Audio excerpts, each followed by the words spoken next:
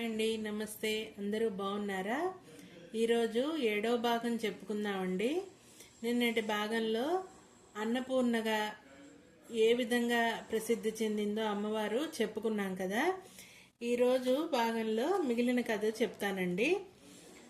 ఆమె కీర్తిని విన్న కాశీరాజు ధాన్యాన్ని అప్పుగా తెమ్మని ఆమె వద్దకు తన సైనికుల్ని తన కొందరిని పంపిస్తాడనమాట.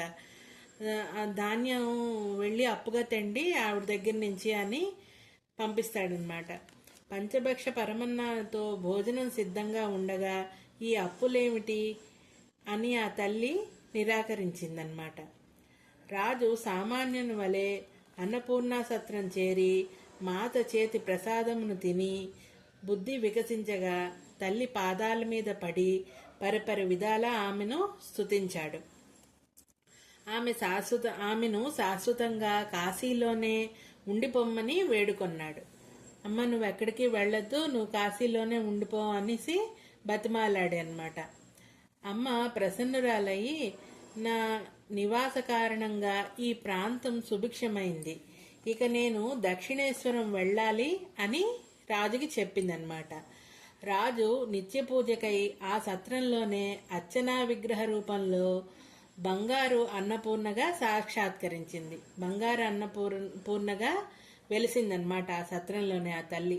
రోజు రాజు పూజించుకోవడానికి అనువుగా ఉండడానికి కోసమని ఆమె బంగారు అన్నపూర్ణగా సాక్షాత్కరించింది. కాశీపురాధీశ్వరి అయిందనమాట ఆవిడ. ఇప్పుడిక కాంచీపురం అంటే కంచి వెళ్ళి కంపా నదీ తీరాన సైకతలింగం అంటే ఇసుకలింగం నిర్మించి పూజించసాగింది. ఇసుకలింగాన్ని నిర్మించుకొని పూజ చేస్తున్నదన్నమాట ఆవిడ ప్రతిరోజును. శివ ప్రేరణతో నదిలో వరద వెల్లువైంది. సైకతలింగమును రక్షించు నిమిత్తము లింగమును ఆమె హృదయమునకు హత్తుకొనగా ఆమె హస్తకంకణ చిహ్నములు, స్తన చిహ్నాలు లింగంపై నెలకొన్నాయి. ఆమె నిష్టకు సంతుష్టుడైన పరమేశ్వరుడు ఆమెను అరుణాచలమునకు వెళ్ళి గౌతమ మహర్షి వద్ద భక్తి రహస్యాలు పొందవలసినదిగా ఆదేశం ఇస్తాడు.